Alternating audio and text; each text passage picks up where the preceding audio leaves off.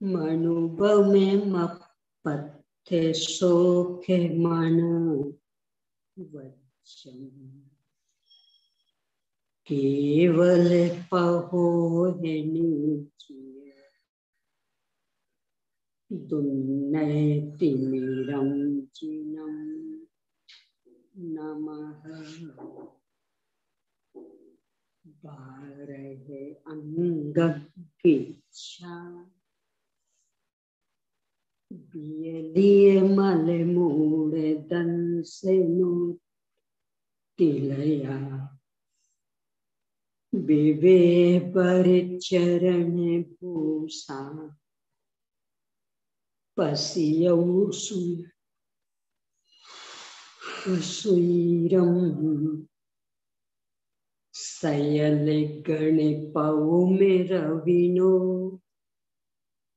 विविहे दिविराया संगा मीराया विकुराया गणहर देवा पसी यंतो पसियौ महुधर सेनो परवाई गयो हे दान बर सिंहो सेतंतामिय सायन तरंग संधाय धो हुए मनो परिमामि पोपेतंतम दुकेयंतम दुन्नयंधया हरे गविम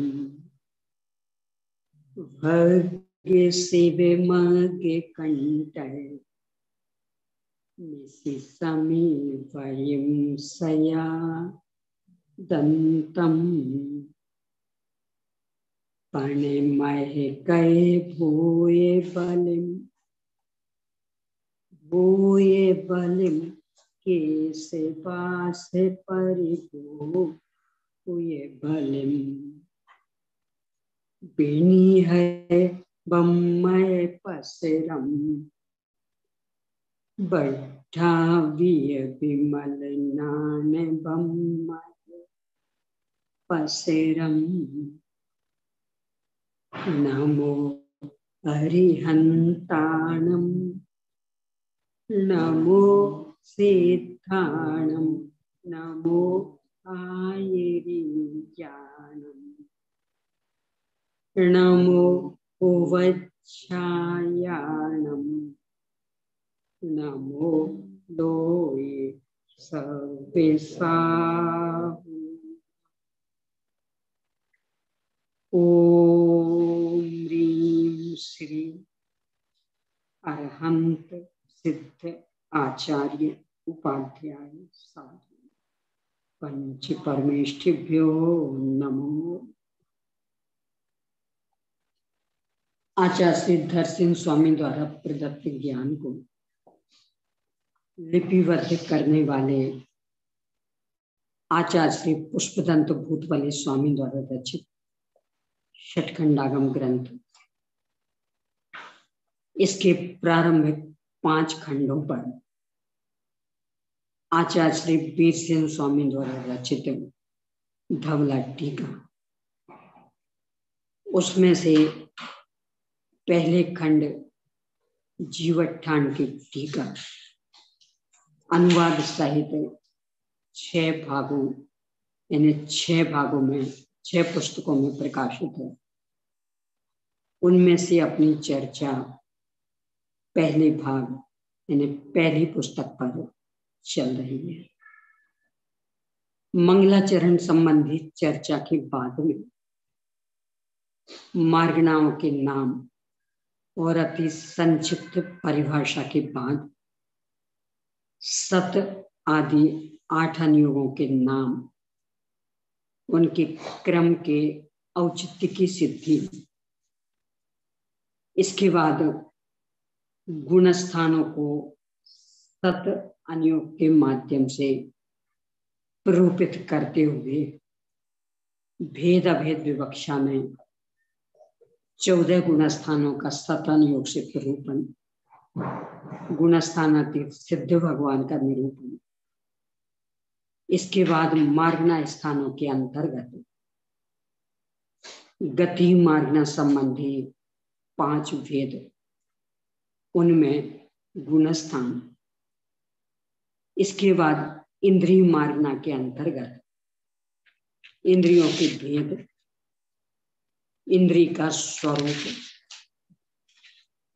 इंद्रियों में द्रव्य इंद्रिय और भाव इंद्रिय के भेद प्रभेद, इन पर चर्चा के बाद में इंद्रियों के आकार प्रकार की चर्चा करके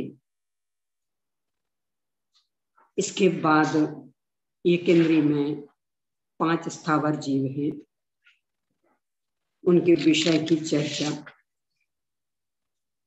इसके बाद 2 इंद्रिय जीवों की चर्चा अपनी चल रही है। इसमें 2 मतलब कोई सी भी 2 नहीं, स्पर्शन और रसन, ये 2, इनका रसना का विषय रस, रस मतलब एकमात्र पौद्गलिक द्रव्य का एक विशेष गुण और उसका परिणाम। भले ही सूक्ष्म परमाणु के रस आदि का ज्ञान अपन नहीं कर पाते, परंतु कालांतर में जब उनका स्कंद रूप परिणमन होता है तो अपने ज्ञान गोचर भी हो जाता है। इस माध्यम से परमाणु में भी रस है, इस बात की सिद्धि होती है। 2 इंद्रियों की उत्पत्ति के निमित्त और उपादान कारणों की चर्चा करते हुए कहा, वीर्यांतराय और स्पर्शन तथा रसना इंद्रिय संबंधी मति ज्ञानावरण, श्रुत ज्ञानावरण, अचक्षु दर्शनावरण, कर्मों के क्षयोपशम, शीर्ष इंद्रियावरण कर्मों के सर्वघाती स्पर्धकों के उदय और अंगोपांग नाम कर्म के उदय, 2 इंद्रिय जाति नाम कर्म के उदय की निमित्तता में आत्मा की जो विशिष्ट योग्यता व्यक्त होती है उसका नाम है। क्या इनके दुख हैं, इन पर भी अपन चर्चा करें। पहली बात तो इस पर्याय को प्राप्त करना ही महाकठिन, क्योंकि त्रस पर्याय को पाना ही बहुत अधिक कठिन। प्राप्त हो जाने के बाद में ज्ञान तो कोई विकसित हुआ नहीं और वचन योग विकसित हो गया, बोलने की क्षमता आ गई, यानी सुनने की क्षमता आई नहीं, बोलने की क्षमता आ गई, तो बस अनावश्यक बकबक करते रहते हैं। दूसरे क्या कह रहे हैं तो सुनने की ताकत नहीं है, तो बोलते रहते हैं। मुख्य रूप से कर्म फल चेतना ही जीवन है, यानी कर्म का उदय जैसा आ रहा बस चुपचाप भोगते रहे, कुछ अलग से विशेष कर सकें ऐसा नहीं है। और आहार संज्ञा की प्रबलता, भोजन भोजन भोजन भोजन, दिन रात लगे रहेंगे उसी में। जीवन ऐसा कहीं भी किसी से भी कुछ ले जाते हैं, मस ले जाते हैं, दवाए जाते हैं, प्रतिकार करने की क्षमता बिल्कुल भी नहीं है। इस तरह की स्थिति में इनका जीवन मूल स्वभाव की विराधना वाला दुख तो इनके है ही, इसके साथ ही बाहर के संयोगों को लेकर के संयोगाधीन दृष्टि होने के कारण वो दुख भी भोगते हैं। ये स्वयं भोगते हैं या भगवान जानते हैं। अपन तो अनुमान करें तो उतने में ही कप जाते हैं। ये स्थिति इस तरह से दो इंद्रिय। अब इसके बाद इसमें पुद्गल का है और पहचान इसकी जीव की पहचान। द्रव्येंद्रिय पुद्गल, भावेंद्रिय जीव की। भावेंद्रिय दोनों का निमित्त नैमित्त संबंध घनिष्ठ।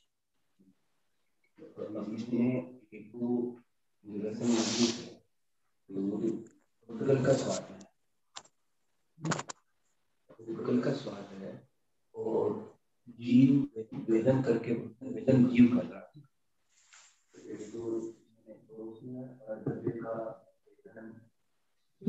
परद्रव्य का थोड़ी किया उसने। परद्रव्य का जो रस का जो ज्ञान हुआ वेदन उसका। अपन उनको ही क्यों, अपन अपने को भी लेन भोजन आदि का वेदन करते हैं। लेकिन इसमें खट्टा मीठा जो हाँ, तो इसका वेदन करते हैं क्या कि उसका जो ज्ञान हुआ उसका वेदन, और उस ज्ञान के साथ ही संयोगाधीन दृष्टि है, अनुकूल प्रतिकूलता की धारा चलती रहती है। तो जो भी ज्ञान हुआ उसी क्षण ये अनुकूल ये प्रतिकूल ये धारा चल रही, तो उसका वेदन कर रहे हैं। अनुकूल प्रतिकूल भी ये भी बताते हैं, लेकिन ये खट्टा है, ये ज्यादा वो भी ज्ञान जेवा इंद्रिय संबंधी ज्ञान भावेंद्रिय। ये तो सभी संसारी जीवों की एक सी स्थिति है ना। कोई दो इंद्रिय की अलग हो अपनी अलग हो ऐसा तो है नहीं। ज्ञान तो हो गया, ज्ञान के द्वारा ज्ञान तो हुआ, लेकिन अपन ने ये भी कहते हैं कि ज्ञान तो पर पदार्थ का हो ही रहा है, लेकिन वेदन की जो बात करते हैं वेदन पर पदार्थ का नहीं होता। नहीं तो वेदन तो उसे ज्ञान का है, पर उसे ज्ञान के साथ ही अपनी श्रद्धा और चारित्र गुण की परिणति भी जुड़ी हुई है। उसकी एक धारा चलती रहती संयोगाधीन दृष्टि के कारण। ऐसा मिले तो अच्छा, ऐसा मिले तो बुरा, तो वो दृष्टि भी उसी समय सक्रिय है। तो इसलिए वो वेदन में सुख दुख का वेदन करता, अनुकूलता प्रतिकूलता का वेदन करता, राग द्वेष का वेदन करता, इष्ट अनिष्ट का वेदन करता।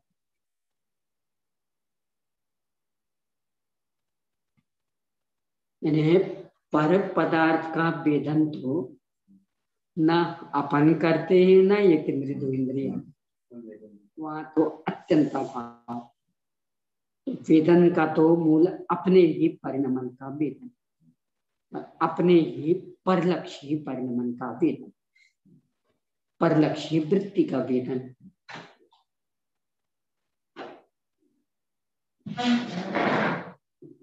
बाकी पर के साथ तो हमेशा हमेशा के लिए अत्यंत अभाव, तो उसके वेदन को तो अवसर ही नहीं है। और रस जो है वो पुद्गल का है, ये अपन ने ज्ञान करा। चलो अपन को ज्ञान भी होता है पर पदार्थ में रस है, लेकिन रस है, लेकिन अब ये खट्टा है, ये मीठा है, ये जो ज्ञान हुआ, जिस ज्ञान ने ये ज्ञान किया कि ये रस है, वही ज्ञान रस का कौन सा भेद इसका ज्ञान करता है। यानी रस है, ये ज्ञान भी ज्ञान नहीं किया ना, तो रस के ही भेद है, खट्टे मीठे आदि, तो उसे भी ज्ञान नहीं जानता। लेकिन खट्टा मीठा तो ये जो स्वाद का जब आएगा वो रस का ही भेद है ना। लेकिन बिना वो रस का रस का ज्ञान कैसे हुआ? ज्ञान से हुए, तो ऐसे उसके भेदों का ज्ञान ज्ञान से।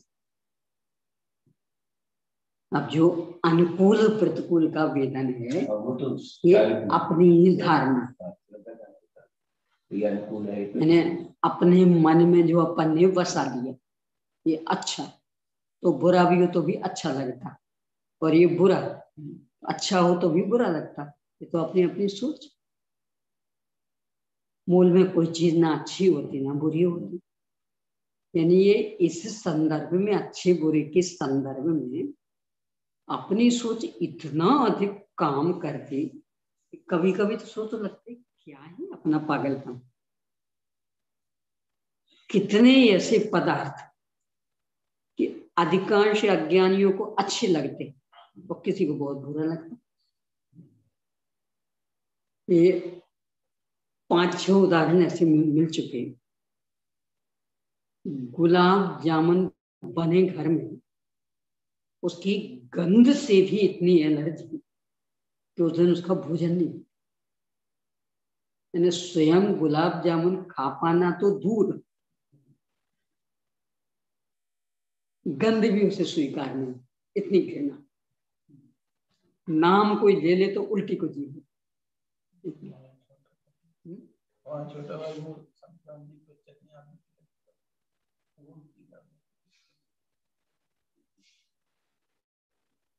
अब बाकी को अच्छा गुलाब जामुन बने आज तो मजा आ गया। अमरस, यदि बाकी अज्ञानी टूट पड़े उसके ऊपर, अच्छा अमरस आज तो भरपूर पिएंगे, एक रोटी उसके साथ ज्यादा खा लें तो अमरस था। और ऐसे कि फूटी आंखों नहीं देख सकते, नाम सुनने से घृणा। ज्यादा आग्रह करो तो एक चम्मच भी खिला दो तो उल्टी कर।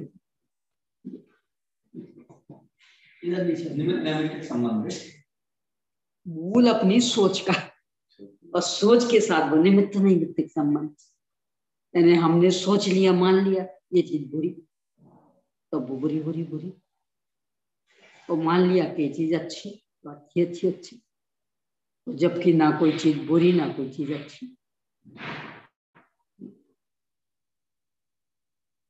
तो ये अपनी अपनी सोच की धारा कर जानने का कार्य सारा ज्ञान कर रहा है। भेद प्रभेदों को भी ज्ञान जान रहा है। मान्यता जैसे मेरा भाई है, उसको मैंने एक बार शादी में आग्रह में छोड़ दिया, आम का पन्ना पिला दिया था, उसको एलर्जी, तो पी तो लिया और उसने तुरंत पूरी सीढ़ियों पर बमन कर दिया। आग्रह को मेरे पी तो लिया था, लेकिन उसने खुदा क्या माना है, भाई पी तो लिया। तो एक जो चेतना में व्यक्त चेतना और अव्यक्त चेतना, दो तरह की चेतना होती। तो व्यक्त में तो बिल्कुल जैसे अपन जागरूक कहते हैं, अव्यक्त में अंदर अंदर बहुत चलता रहता, ये चीज बुरी, ये चीज बुरी, ये चीज बुरी, ये हमें बिल्कुल नहीं खाना, ये हमें बिल्कुल नहीं खाना। ये जो वैज्ञानिक लोग छोटा मस्तिष्क को बड़ा मस्तिष्क बताते ना, तो छोटा मस्तिष्क तो तत्काल जो भी एक्शन रिएक्शन दे देगा, और समाचार उनके वैज्ञानिकों की भाषा में वो समाचार भेजता फिर बड़े मस्तिष्क, और बड़ा मस्तिष्क पर बहुत सोच विचार करके निर्णय देगा। अपने आप से व्यक्त चेतना और अव्यक्त चेतना का, तो वो जो अव्यक्त चेतना चलती रहती वो ये असर करती धारणा का कमाल। जो हमें बुरा लग रहा अब वो बुरा बुरा ही लगता रहता। इन्हें अपना श्रद्धान, अपनी धारणा, अपनी सोच न जाने क्या कमाल करते। वो पहले कई उदाहरण सुना, एक वो जहर का, एक वो सांप के काटने का, काटा था सांप ने, उसे लगा चूहा, चूहे ने काटा तो कोई असर नहीं हुआ, और अगले साल अरे सांप ने काटा था, एक साल बाद जहर चढ़, एक साल बाद तो वो जहर हो गई, काटने का थोड़ी चढ़ता, सोचने का, मर गया उसी में। मीरा को जहर दिया, मेरे पति ने दिया अमृत, नहीं मर।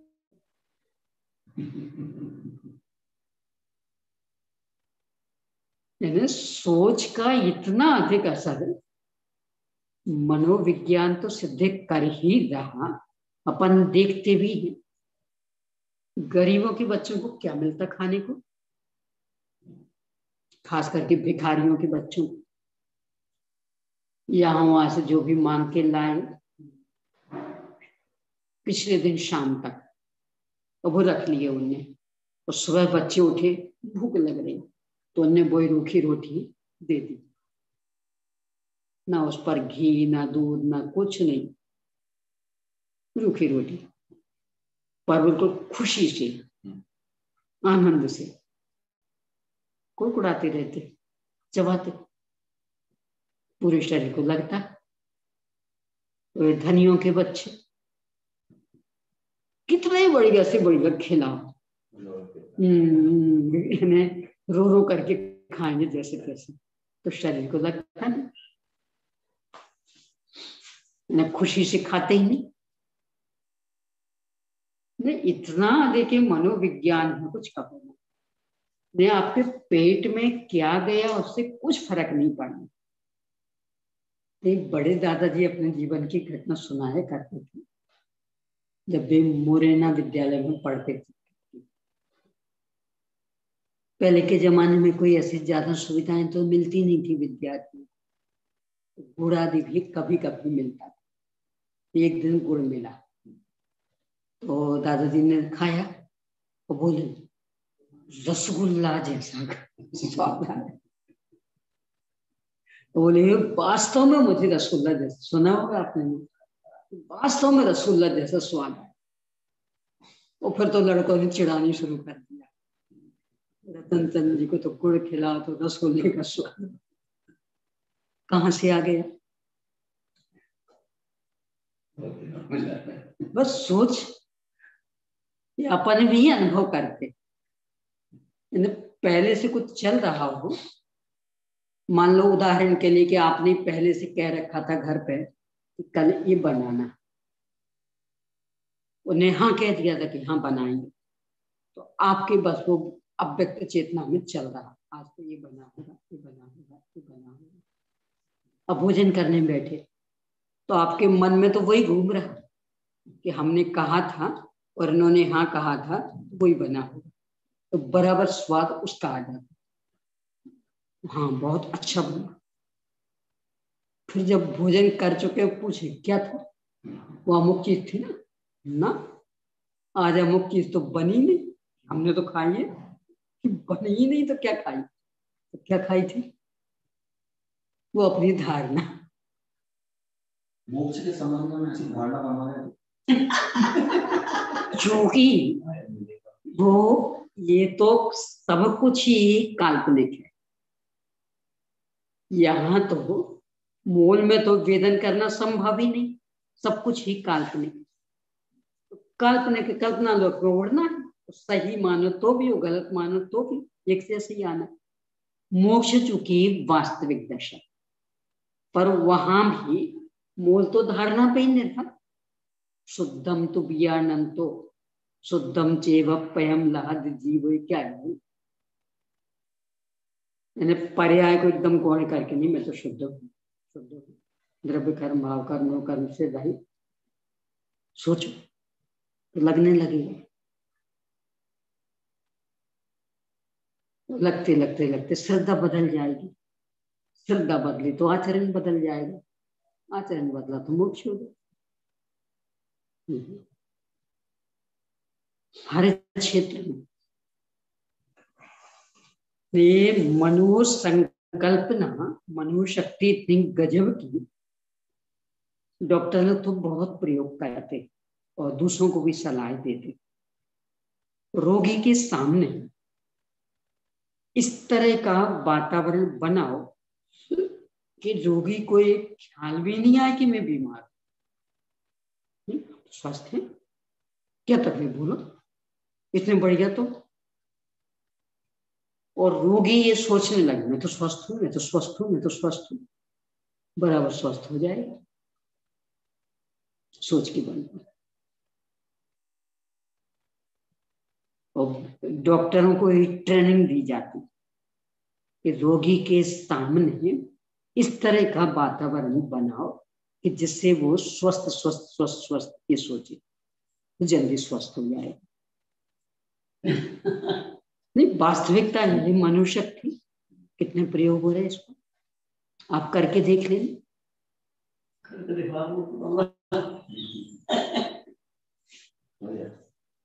सोच का इतना कमाल, आप जैसा सोचेंगे वैसा वेदन होंगे।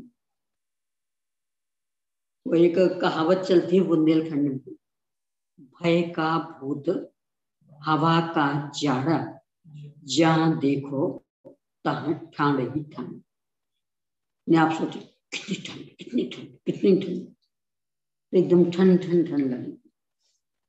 क्या ठंड, निकल पड़ो, कोई ठंड नहीं लगी। हर चीज में भोजन करने में बैठे, दाल कितनी खारी कितनी खारी कितनी खारी, एकदम खारी लगेगी। बोलते कहाँ है, खारी है ही नहीं, आराम से खा लोगे।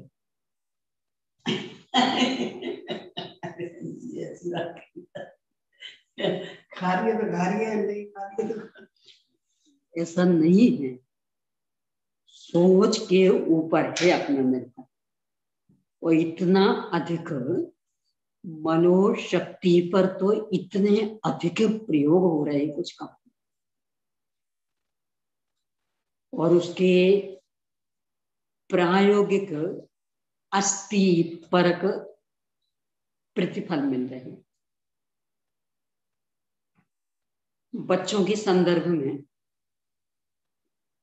हमें कुछ आते नहीं, हमें कुछ आते नहीं, हमें याद हो ही नहीं सकता, रह ही नहीं सकता याद, तो वास्तव में उससे कुछ याद नहीं रहे।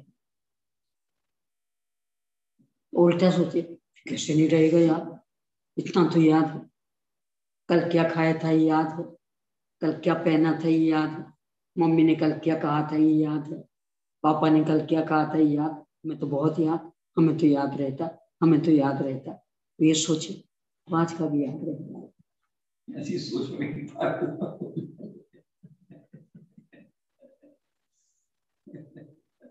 वो सोचते ही रहे, वो क्रियान्वयन ना करे, ऐसे सोचता रहे तो वो तो सीन वाली ये है ना, अपने समय सारा उदाहरण दिया था। भैंस के इतने लंबे लंबे सींग, बहुत विशाल कमरा, एक इस कोने पर अटक गया और एक उस कोने पर। मनुष्य और वो भैंसा रूप अनुभव कर रहा है, वो इतने विशाल सींग मारा, और गुरु जी बुला रहे तो मैं कैसे निकलूं,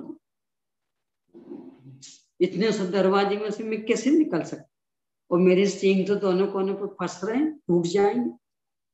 ये है सोच का कमाल। इस दृष्टि से सोचना आगम के आधार से भी, और वर्तमान में तो जो प्रयोग भी हो रहे हैं इस आधार से, तो लगेगा कि वास्तव में सब कुछ अपनी ही सोच पर निर्भर। क्यों? क्योंकि मूल तो अत्यंत भाव वाले पदार्थ मनुष्य का, तो वे तो उन्हें तो हम स्पर्श भी नहीं कर पा रहे, तो मात्र सोच के बल पे ही सारा चल रहा। वे जो कहावत है, मन के ही लड्डू खाने हैं, फीके क्यों और थोड़े क्यों, इन्हें मूल तो लड्डू खा ही नहीं सकते। हाँ, है वो स्पष्ट घटी हुई घटना महादेवी वर्मा की कहानी, पीली मिट्टी खारी गीली, मैं तो बेसन के लड्डू खाए, शरीर में जाके वो असर भी किए बेसन के लड्डू जैसे। हाँ, तो बेसन के लड्डू की जो पौष्टिकता वो पूरी मिल गई उसको। हजारों उदाहरण मिल जाएंगे, और आजकल तो वैज्ञानिक युग में बहुत ज्यादा इस पर प्रयोग है। और अपना सिद्धांत से स्वीकार कर रहा, क्योंकि ये से भी पर पदार्थ का वेदन कौन कर सकता, अत्यंत भाव, तो वो तो कर ही नहीं रहे थे, बस सोच के बल पर ही चल रहा था। तो आप जैसा सोचे वैसा।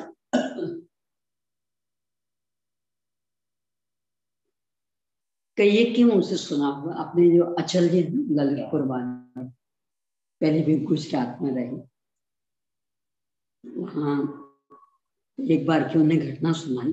ठंड बहुत थी, वो पानी गर्म करने के लिए नहाना, क्या करें, कैसे करेंगे, सोच के बल पे क्या सोच लिया कि हम ठंडे पानी को गर्म पानी बना रहे हैं।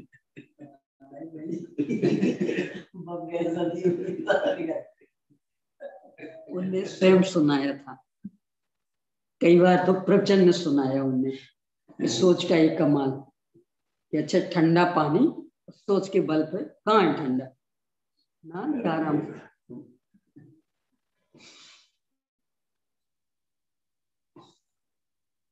अपन असल में सोच और अपनी प्रवृत्ति इसमें अंतर नहीं कर पाए।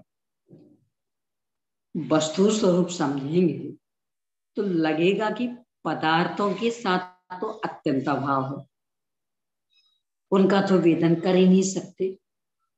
तो सारा ये सोच का ही तो कमाल चल रहा है। हमने मान लिया रसगुल्ला मीठा होता मीठा है, और किसी ने मान लिया नहीं होता मीठा, तो उसे नहीं लगता मीठा। मूल में वो तो जैसा है वैसा है, क्या अच्छा और क्या बुरा।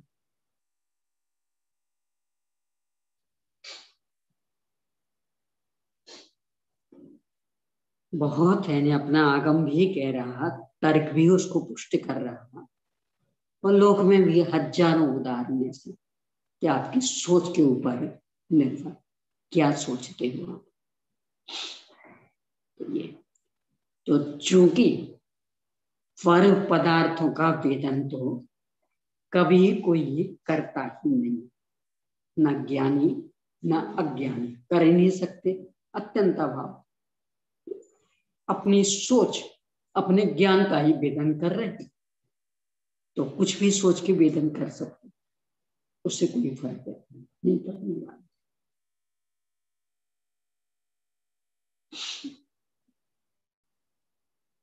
इस तरह से दो इंद्र की चर्चा संपन्न हुई। अब तीन इंद्र, जिन पेज नंबर 244 पर नीचे से तीसरी पंक्ति हिंदी टीका को ऑन करके करना, अपना म्यूट करके। आवाज सुन रही है, लोगों का कहना है जो प्रश्न करते हैं ना, वो प्रश्न उसमें आते नहीं, वो करेक्शन कर रहे हैं प्रश्न और उत्तर दोनों। कुछ उसको उनका कहना है अनम्यूट करके वो प्रश्न को। मेरा तो आवाज इसमें जाता है, तुम अपने उसमें अनम्यूट करके बोलोगे तो प्रश्न उनको सबको स्पष्ट हो जाएगा।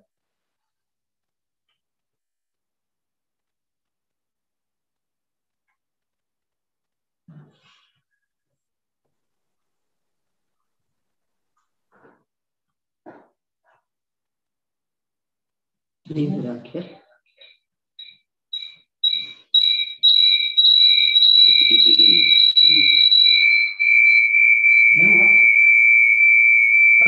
के निषेध की बात हुई, तो आप जपमाला भी मोती की नहीं होना, इसकी जगह धागे की गठान की माला लेना या कोई और विकल्प? एक दिन पहले भी चर्चा करनी की थी कि यथाशक्ति माला लेना ही नहीं, मन ही मन जपना। कदाचित वो संभव नहीं हो तो उंगलियों पर, यानी जाप आदि में आप जितना अधिक पर का अवलंबन लेंगे, एकाग्रता खंडित होगी।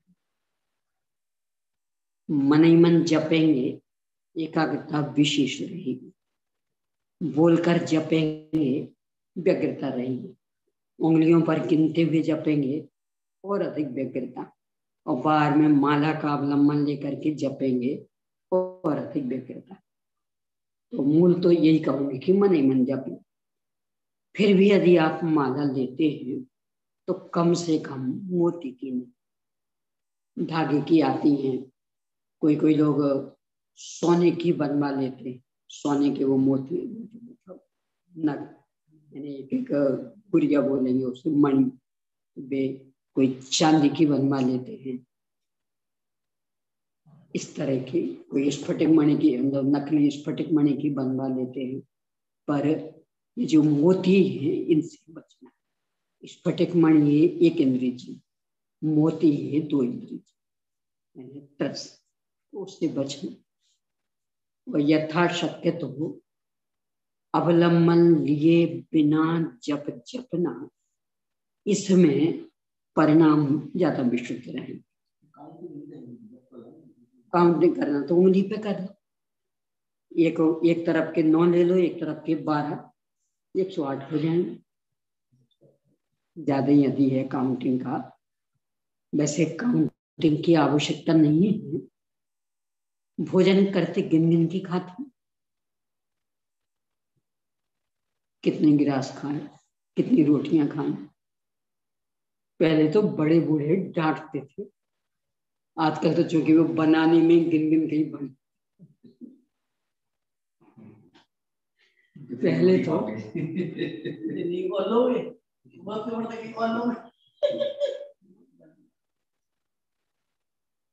पहले तो गिनते ना डांट पड़ती, तुझे पेट भरना की रोटियां गिनना। और कभी कभी तो बड़े बूढ़े इतनी बुरी तरह से छलते थे ऐसे गिनने वालों को, मैंने उसे हम देखा। 1-2 बार तो मेरे साथ भी अनुभव घटी गिनती की। ठीक है, अच्छा 2 ही खानी ना, ठीक, इतने इतने से आटे के तो 2, तुझे 2 ही खानी ना, चल हो गया, उठ। ऐसे जैसे तैसे आदत बदलवाई। और कभी इतनी बड़ी बड़ी 2 खाती है ना, पूरी 2 खा, और वो 5 रोटी की 2 रोटी खाओ, 2 खाती है, मीठा नहीं छोड़ सकते। ऐसे दोनों तरफ से कस के, यानी कभी बिल्कुल इतने इतने से आटे की 2, यानी 1 पाव रोटी की 2 रोटी। हाँ हो गई गिनती आप रोटी। तो कभी 5-6 रोटियों की 2 रोटी खाओ पूरी। तब जैसे तैसे वो गिनती से खाने की आदत छूटी। और दूसरों की गिनते तब तो इतनी डांट पड़ती, कोई पीठ पे बांध रहा है क्या, क्यों गिनने, जितनी जैसे भूख होगी उतना खाएगा। खास करके किसान लोग आते, उनकी अच्छी खुराक रहती। अब छोटे छोटे बच्चे सब एक से, तो सुस्ती है मस्ती, तो खड़े होके सामने गिनने बैठते हैं। अच्छी भयंकर डांट पड़ती थी, कभी पिटाई भी, क्यों गिने, तुझे बनाना है, परोसना है, क्यों गिने। वो बता 40 है, चुप। ये आपको शायद याद हो, अपने स्मारक में एक विद्यार्थी थे, ये हमारे सभी विद्यार्थी नहीं ये कि जिनको मतलब शायद 20-25 का था, कुछ ऐसा 25 का था, और फिर बाद में 25 का शायद है, 32 का था। हमारे जी और हम बैठते थे,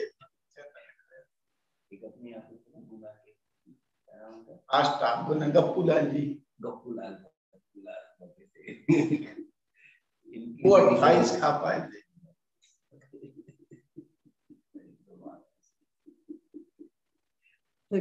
कि डांट कितनी पड़ी, क्यों गिनी, जितने भी गिनी क्यों गिनी। संस्था खिला रही हूँ तुम्हारा तो नहीं। आपको कितनी खाएगा नहीं, वो एक अलग, पर एक की कोई एक विद्यार्थी थे इनकी मतलब शुरू से अच्छी पढ़ा, तो विद्यार्थी चिढ़ाते, जो चिढ़ाते उनको इतनी डांट पड़ती, तुम खिला रहे हो क्या, तुम्हें क्यों बोझ लग रहा है, संस्था खिला रही, वो तो कुछ नहीं कह रही, तुम परेशान करते, इतनी खा ली इतनी खा ली, तो कोई पीठ पे बांध रहा है क्या?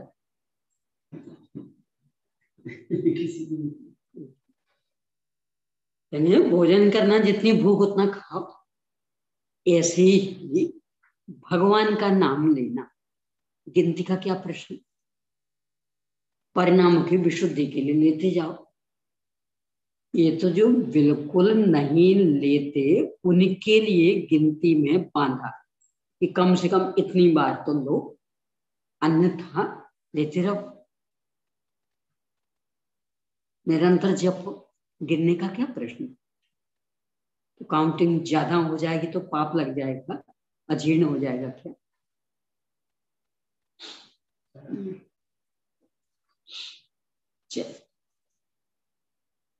कदाचित जपमाला का सहारा लेनी पड़े तो मोती की जपमाला से तो बचना, बाकी धागे की भी रहती है, कोई अपनी सोने चांदी की भी बनवा लेते हैं, मणियों की बनवा लेते हैं, इस तरह से।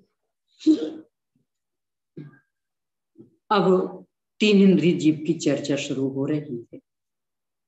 पेज नंबर 244 पर हिंदी में नीचे से तीसरी पंक्ति, जिनके 3 इंद्रियां होती हैं उन्हें त्रिइंद्रिय जीव कहते हैं। वे 3 इंद्रिय जीव कौन कौन है? कुंथु, खटमल, कुंथु बहुत छोटी चींटी, विशेष प्रकार की चींटी, खटमल आदि 3 इंद्रिय जीव हैं। कहा भी है, कुंथु पिपील के मन को बिच्छिए जो इंदे गोवे गोम, उत्तिंगनटिया भी निया ती इंदिया जीवा। कुंथु पिपीलिका, अपनी जो ये सामान्य चींटियां जो अपने घरों में निकलती, ये कहलाती पिपीली। कुंथु एक अलग प्रकार की छोटी चींटी। खटमल, बिच्छू, जू, इंद्रगोप, कीड़ा है एक इंद्रगोप, कन्न खजूरा, ये रात में तो खास करके बरसात के दिनों में कन्न खजूरे बहुत दिखाई देते। गर्दवाकार कीट विशेष तथा नट्टी आदि कीट विशेष, ये अपन ने जो कान में घुस जाता है,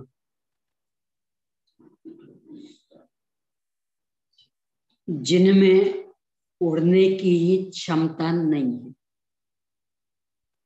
पैरों के बल से चलने की क्षमता है। 2 इंद्रिय जीव तो खिसकते हैं, उनके पैर नहीं होते। 3 इंद्रिय जीवों के पैर होते, पैरों के बल पर चलने की क्षमता आ गई, पर उड़ने की क्षमता भी नहीं आई। वे 3 इंद्रिय जीव, एक स्थूल पहचान, ये सब 3 इंद्रिय जीव हैं। वे 3 इंद्रियां कौन कौन हैं? क्रम, स्पर्शन, रसना और घ्राण, ये 3 इंद्रियां हैं। इनमें से स्पर्शन और रसना का लक्षण कहे आए हैं, अब घ्राण इंद्रिय का लक्षण कहते हैं। घ्राण किसे कहते हैं? घ्राण शब्द करण साधन है, यानी कर्तृवाच्य के रूप में, क्योंकि पारतंत्र विवक्षा में इंद्रियों के करण साधन होता है। यानी पारतंत्र विवक्षा, जिसके द्वारा सूंघते हैं वह घ्राण, ये पारतंत्र, जिसके द्वारा, इस तरह से। इसलिए वीर्यांतराय और घ्राणेन्द्रियावरण कर्म के क्षयोपशम तथा अंगोपांग नाम कर्म के उदय के आलंबन से जिसके द्वारा सूंघा जाता है उसे घ्राणेन्द्रिय कहते हैं। वीर्यांतराय कर्म, अंतराय कर्म का एक भेद। घ्राणेन्द्रिय आवरण में मति घ्राणेन्द्रिय और स्फूर्त घ्राणेन्द्रिय आवरण, और इसके साथ ही अचक्षु दर्शनावरण।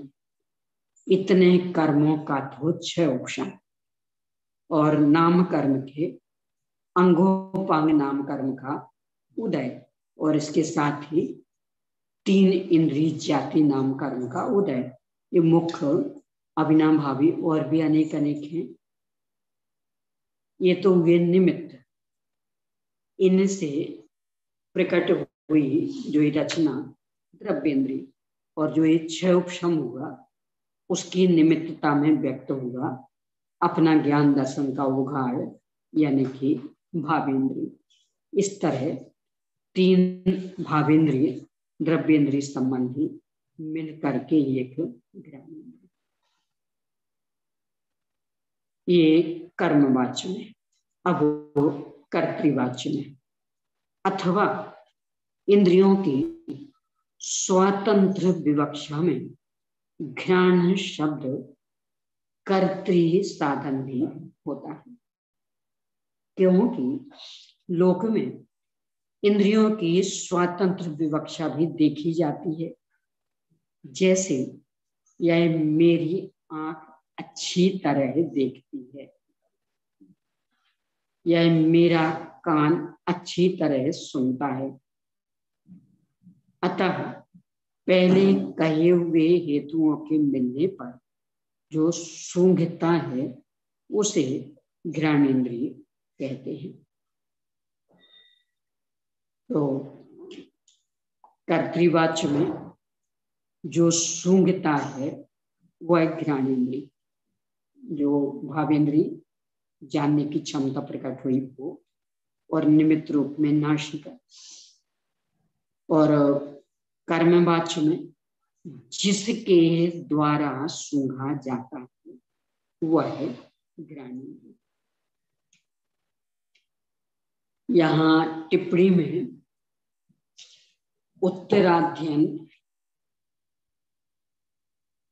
जो श्वेतांबरों का ग्रंथ है, और प्रज्ञापना, ये भी श्वेतांबरों का ग्रंथ है, इनके आधार से 2 इंद्रिय 3 इंद्रिय आदि जीवों के और भी बहुत सारे नाम गिनाए हैं।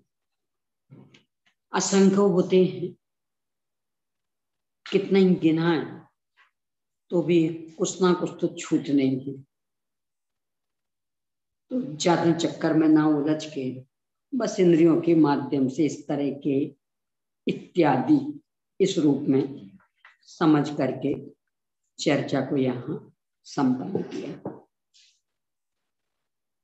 अब इसका विषय, घ्राणेन्द्रिय का विषय क्या है, ये हो गया है, क्या कर लीजिए। इस इंद्रिय का विषय गंध है। गंध के सामान्य से तो 2 भेद ही, सुगंध दुर्गंध, और ऐसे देखें तो दोनों के ही असंख्यात लोक प्रमाण भेद।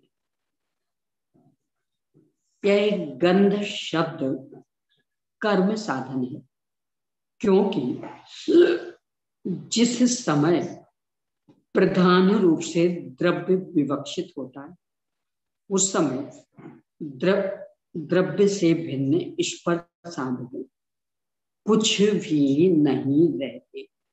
तो गंध की मुख्यता से द्रव्य को ही देखेंगे तो पूरा द्रव्य ही गंध वाला, अभेद विवक्षा में। इसलिए इस विवक्षा में स्पर साधक के कर्म साधन समझना चाहिए। मतलब वो घी अपने अगंध 49वीं गाथा की अगंध, तो 6 वाक्यों में से पहले में पुद्गल द्रव्य का निषेध, फिर दूसरे में गुण का, तीसरे में पर्याय में द्रव्येंद्रिय का, चौथे में भावेंद्रिय का। तो जब द्रव्य का निषेध करते तो उस गुण से अभेद करके, जब गुण का करते तो द्रव्य से कथनचित भिन्नता, पर्याय का करते हैं तब भी द्रव्य से कथनचित भिन्नता। यही यहाँ कह रहे हैं कि जब अभिन्नता से देखेंगे तो द्रव्य ही सूंघा जाता है, और भिन्नता में देखेंगे द्रव्य का गंध गुण का परिणाम एक ही है। गंध शब्द कर्म साधन है, कर्म साधन ज्ञेय, क्योंकि जिस समय प्रधान रूप से द्रव्य विवक्षित होता है उस समय द्रव्य से भिन्न स्पर्शादिक कुछ भी नहीं रहते, कि द्रव्य स्वयं ही अनंत गुणों का अखंड पिंड है। इसलिए इस विवक्षा में स्पर्शादिक के कर्म साधन समझना चाहिए। कर्म साधन कर्म कारक, ये जो व्याकरण में आता है ना, कर्ता कर्म कर्म, यानी कोई भी वाक्य होगा तो उसका कर्म खोजो, वो वाला कर्म यहाँ लेना। यानी कि यहाँ अपन ज्ञान के प्रकरण में लेंगे तो ज्ञान ये करण, तो ज्ञ है ये कर्म। जैसे जो सूंघा जाए, इस प्रकार की निरुक्ति करने पर गंध द्रव्य रूप ही पड़ता है, कि अलग से तो गंध मिलेगी नहीं, उस वस्तु में ही मिलेगी।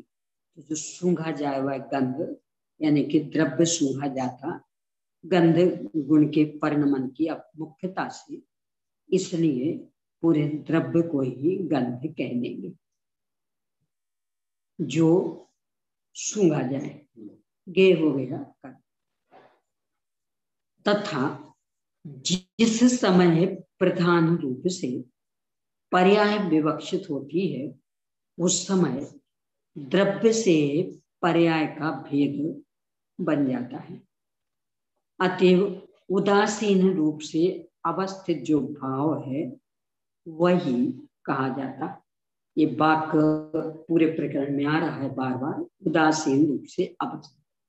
क्या कहना चाहते हैं कि द्रव्य में अनंत अनंत गुण आदि में से सब एक जैसी हैसियत वाले, अनंत अनंत पर्यायों में से सब एक जैसी हैसियत वाले, यानी कोई बड़ी हो कोई छोटी हो, कोई ज्यादा महत्वपूर्ण कोई कम महत्वपूर्ण, ऐसा रंच मात्र नहीं, सब एक जैसी हैसियत वाले। ये तो कथन करने की दृष्टि से कभी किसी को मुख्य कर लेते हैं, कभी किसी को मुख्य कर लेते, बस इसका अंतर। मूल में द्रव्य में हर गुण हर पर्याय की एक सी स्थिति, इसलिए कहा उदासीन रूप से, यानी वहां कोई महत्वपूर्ण कम महत्वपूर्ण ऐसे भेद के लिए अवसर नहीं। इस तरह स्पर्श साधित के भाव साधन भी बन जाता है। इन्हें सूंघना मात्र, इन्हें जो सूंघता है वह, जो सूंघा जाए वह गंध, ये कर्तृवाच्य, जिसके द्वारा सूंघा जाता वह गंध एक कर्मवाच्य, वो सूंघना मात्र गंध ये भाववाच्य। जैसे सूंघने रूप क्रिया धर्म को गंध कहते हैं, ये भाववाची। अब इन इंद्रियों की उत्पत्ति की उपादान और निमित्तगत व्यवस्था। इन तीनों इंद्रियों की उत्पत्ति किस कारण से होती है? देखो इसमें आचार्य श्री की करुणा, जब उसे इंद्रिय की परिभाषा देते हैं तब भी ये सब आ जाता है। इस पर्सन में भी आया था, इस पर्सन में ये पहले एक इंद्रिय का था, प्रश्नोत्तर के पहले पेज नंबर 239 पर।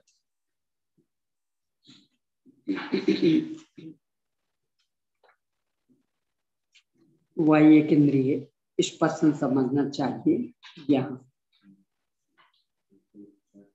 तो यहाँ पूरा आ गया। इसके बाद फिर पुनः स्वतंत्र परिभाषा बनाते हैं। तो वहां पुनः ये 242 पर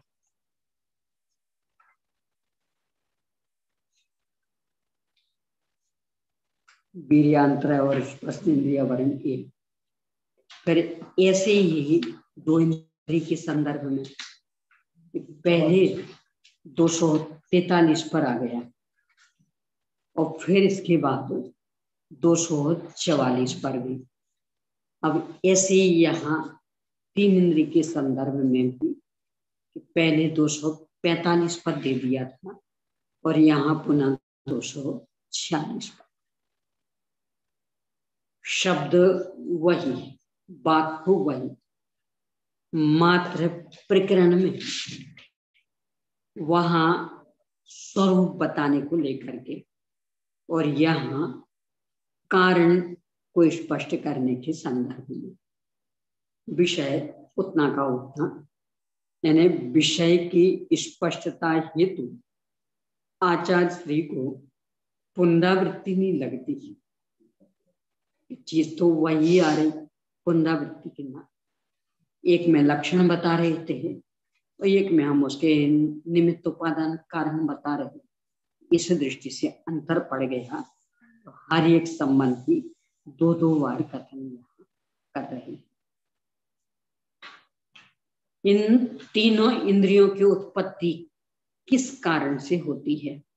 समाधान, वीर्यांतराय और स्पर्शन रसना तथा ज्ञान इंद्रिया वर्ण के क्षयोपशम के होने पर शेष इंद्रिया वर्ण कर्म के सर्वघाती स्पंदकों के उदय होने पर अंगोपांग नाम कर्म के उदय के आलंबन होने पर और तीन इंद्रिय जाति नाम कर्म के उदय की वशवर्तिता के होने पर स्पर्शन, रसना और घ्राण ये तीन इंद्रियां उत्पन्न होती हैं। यानी उपादान निमित्त दोनों बताते हैं, द्रव्येंद्रिय के और भावेंद्रिय के।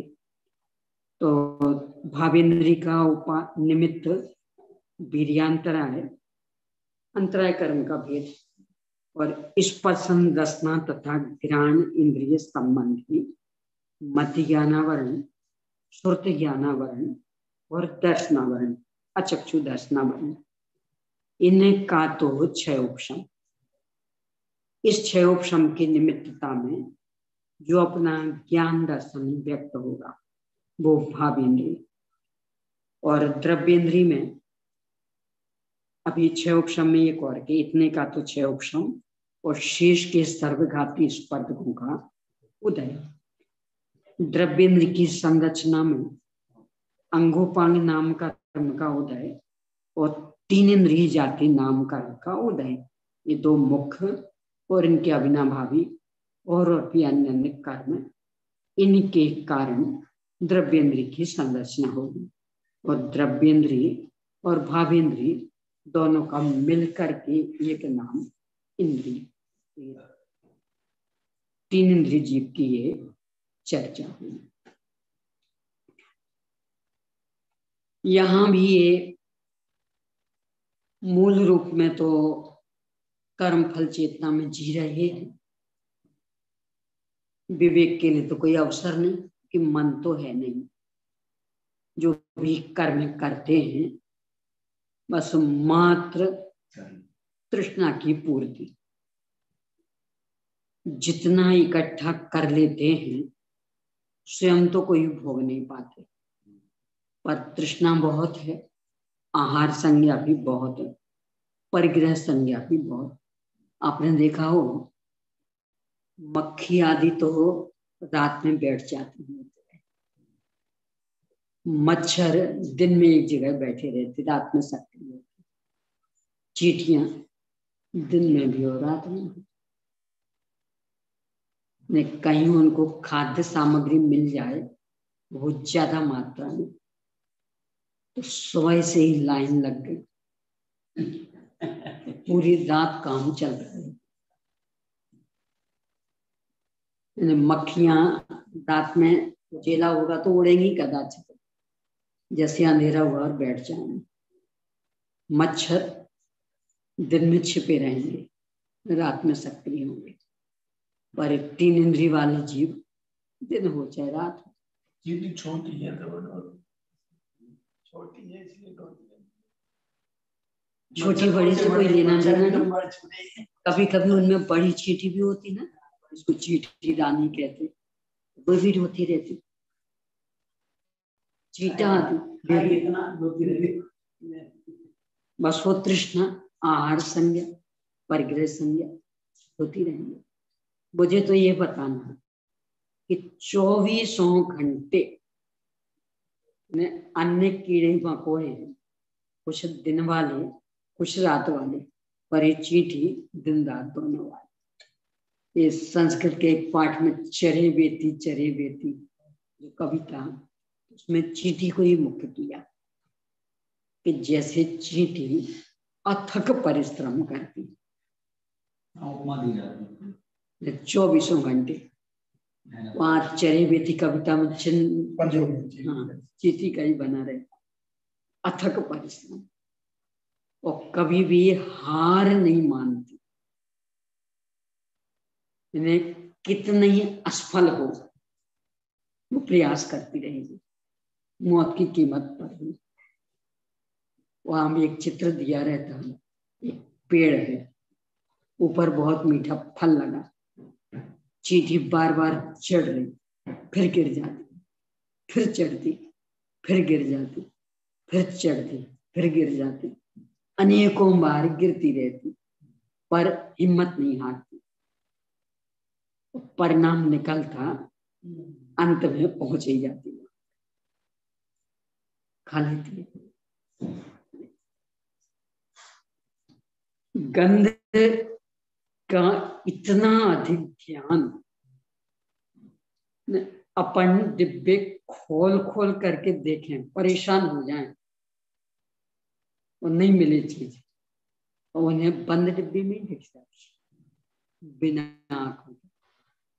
एक से डिब्बे रखे हो, लेबल नहीं लगा हो, तो शक्कर किसमें है आप डिब्बा देख के बता सकते हैं?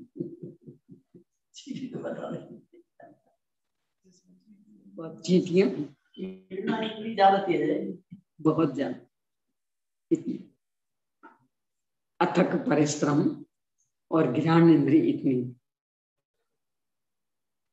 रसना भी इतनी तीक्ष्ण है। या आपने कभी देखा हो, व्यापारी लोग भी बादाम भर रखी थी डिब्बे में, कुछ नहीं है, सब प्रसंग बना के खोल के देखे, बहुत लंबे काल बाद खोल के देखा, आकार पूरा सुरक्षित, वो अंदर का सारा माल गया, मैंने पूरा वो खोका बादाम का, अंदर का पूरा माल गायब। बस मात्र एक छोटा सा छेद करेंगी वो, और उसमें से ही सब चीटियां आती जाती रहेंगी, वो अंदर का पूरा माल गायब कर। देखा नहीं देखा? नहीं देखा? गेहूं भी ऐसे ही है ना, ठीक है। नहीं, यहाँ तो ना पूरा का पूरा माल गायब। यानी इतनी बड़ी बादाम थी, खोखा पूरा सुरक्षित, बिल्कुल वैसा का वैसा बना हुआ, मात्र बस एक छेद दिखेगा। और उस एक छेद में से सब निकलती रहती, आती रहती, और अंदर का पूरा माल साफ।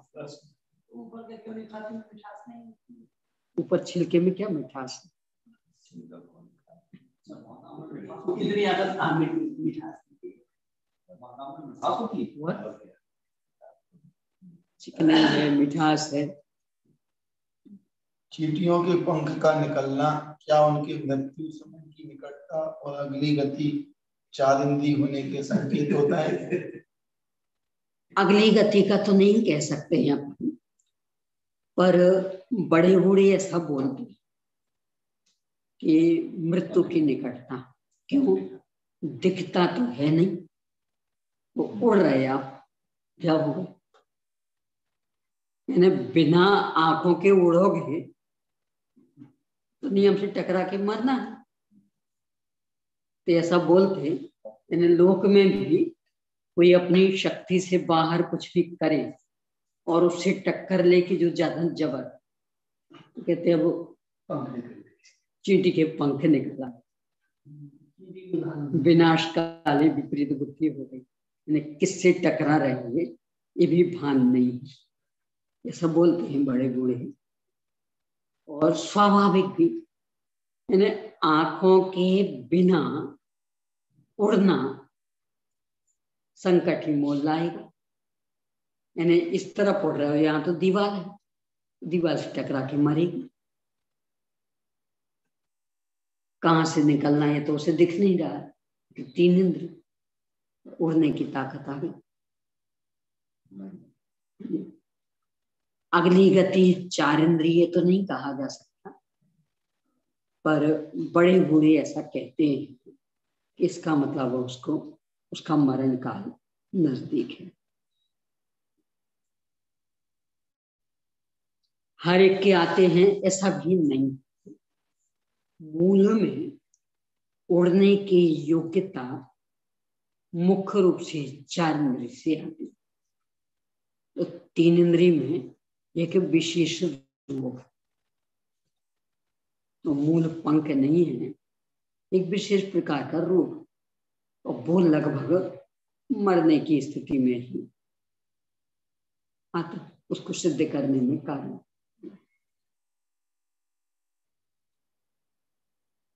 तो ये 3 इंद्रिय की बात हुई।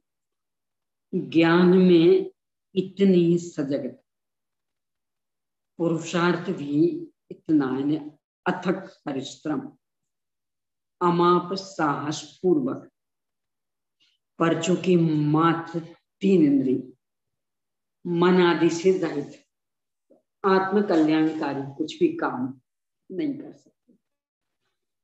मुख्य रूप से कर्म फल चेतना में जीना है, और सामान्य से देखें तो कर्म चेतना ज्ञान चेतना को जागृत करने की दिशा में कुछ भी पुरुषार्थ संभव नहीं है।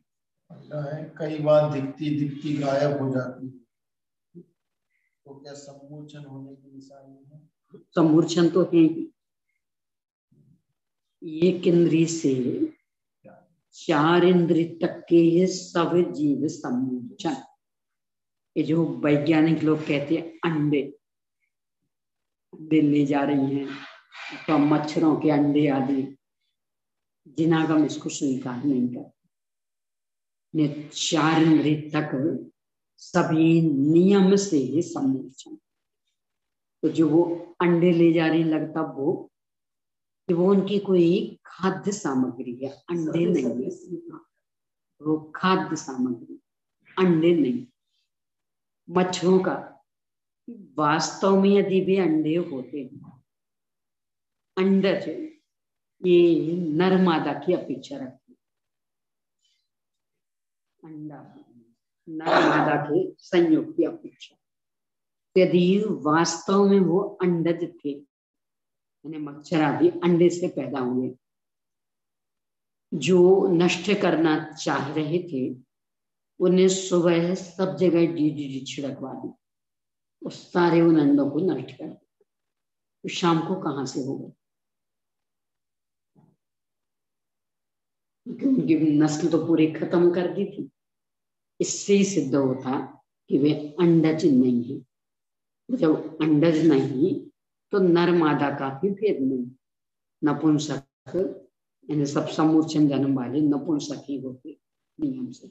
ये चींटी आदि सब नपुंसक नर मादा का भेद नहीं होता। अपने जिनागम के अनुसार वैज्ञानिक लोग जो मानते वो उनकी अपनी सोच। क्या लेके तुम डिवाइड खाद्य उनका भोजन ऐसा कहते होता तो वो तो उनको ये सब विशेष ज्ञान हो जाता। तो अपनी सुरक्षा की दृष्टि से मान लो यहाँ कहीं उनकी बामी थी, अब उनको लग रहा कि पानी बहुत तेजी से गिरेगा और हमारी बामी में घुस जाएगा, तो पहले से निकलना पूरी अपनी खाद्य सामग्री अन्यत्र अपना निवास बनना।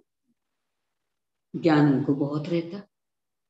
तो इस वजह से ये चूंकि ये लोग ज्ञान की बर्बादी के कारणों से स्वभाव से बचे हुए, अपन लोगों जैसे बर्बादी के कारण इनके पास में, तो ज्ञान का विकास बहुत।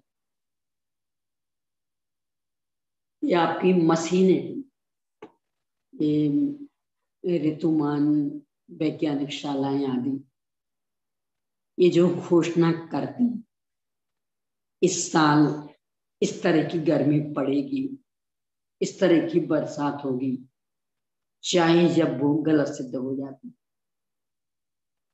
जबकि बड़ी बड़ी प्रयोगशालाओं द्वारा उन्हें वो घोषणा की तो भी सत्य नहीं रह पाती। और ये जो कीड़े मकोड़े, इनका अनुमान पूरा सत्य नहीं। क्यों? ज्ञान केंद्रित है, बर्बाद करने के लिए कोई अवसर नहीं। वो एक दिन पहले भी अपन ने चर्चा की थी, वो मूवी एक चीज मिलेगी वंडरफुल, उसमें एक इंद्रिय, दो इंद्रिय, तीन इंद्रिय, चार इंद्रिय, कैसा कैसा ज्ञान का विकास, कितना कितना। वे मनुष्य उनकी मकानों की संरचना देख देख करके परेशान, कैसे बनाती होंगी तो भी बना लेती। एक वो कीड़ा कौन सा उसमें बताया था, वो छोटा सा इस तरह के खड़े करेगा खंबे जैसे मिट्टी के, ऐसे घुमाव वाले, कोई कहीं से भी आए सीधा उसको पकड़ नहीं सकते। और अपने उसमें 3 दरवाजे रखता है एकदम विपरीत दिशा में। यहां से शत्रु आया वहां से निकल जाएंगे, वहां से आया वहां से निकल जाएंगे। और पुरानी हवा निकलती रहे, शुद्ध हवा आती रहे, गर्मी से बचाओ, ठंड से बचाओ, बरसात से बचाओ, इस तरह के उनके अपने घर बनते। एक और ऐसा छोटा सा कीड़ा होता है तो अपने घरों में भी दिख जाता, वो जो अपना मकान बनाता, जैसे ये रहते ना अपने रेलवे स्टेशन पर वो चढ़ने के लिए, क्या बोलते हैं, यानी एक प्लेटफार्म से दूसरे पे जाना हो, पुल, तो नीचे सपाट, ऊपर एवं और अंदर अंदर पूरा उन्हें अपना मार्ग,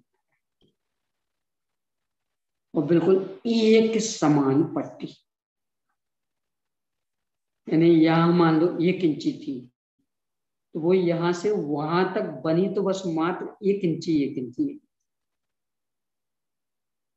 कहां से आ गया उनके पास इसके, कैसे बने? और बिल्कुल पूरा आवरण। कभी कभी अपने यहाँ के कमरों में भी वो मिट्टी के बनाने लगती हैं।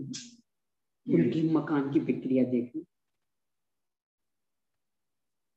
बाहर से आ करके और थोड़ी सी मिट्टी लाला करके ठोकती, कितनी बारीकी से बराबर उसमें बारीक बारीक छेद रखती, जैसे स्वच्छ हवा आती रही, पुरानी निकलती रही।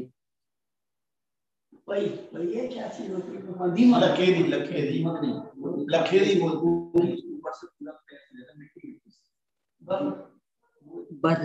नहीं लखेरी बोलती, लखेरी। तो यहाँ क्या बोलते? काली पीली। हाँ, और एक बार मेरे टकरा हुई तो उसका मिट्टी हाथ कितनी कलाकारी से और मोले की पूरी पैक कर लेती है अपने को। पेड़ तो नहीं लगे थे वो चिड़ियों की, क्या वो बया की वो तो पंचेंद्री,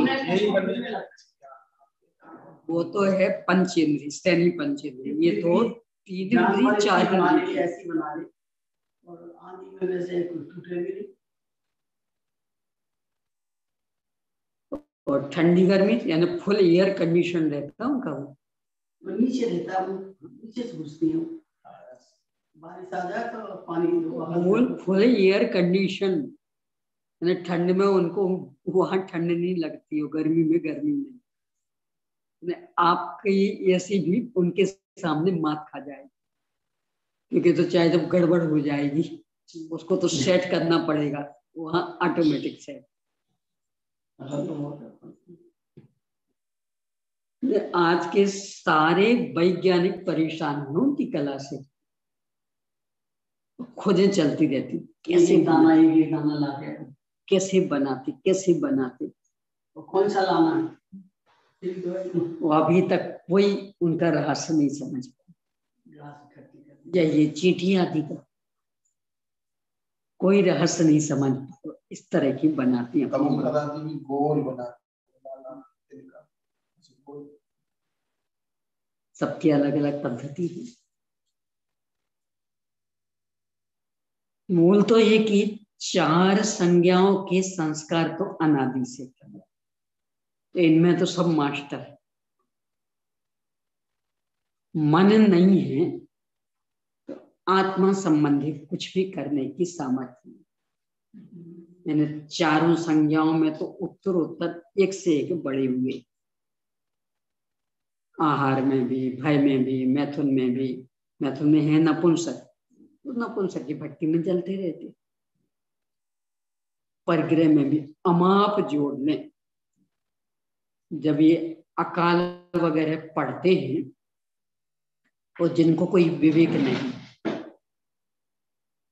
तो वे बामी को खोजते, चींटियों का घर बामी कहलाती, उसको खोजते और फिर उनकी खुदाई करते।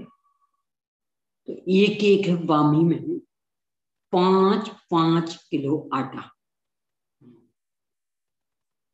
कैसे ढोया होगा?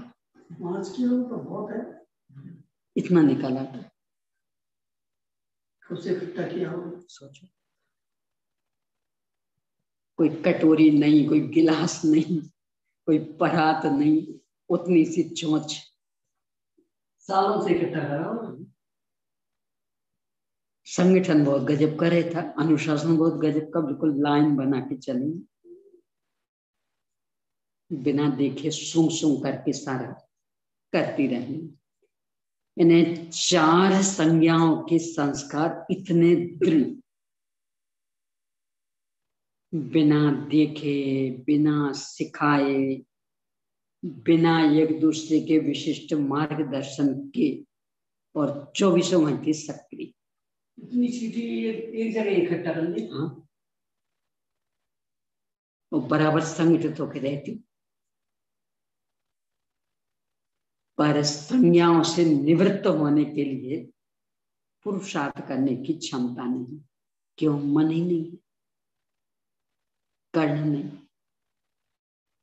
सम्मूर्छन, 3 इंद्रिय।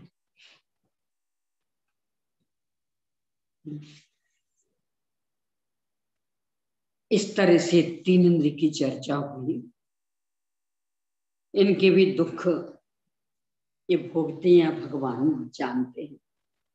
तड़पन तो अपने को भी ख्याल में आ जाती, एक दूसरे को भी।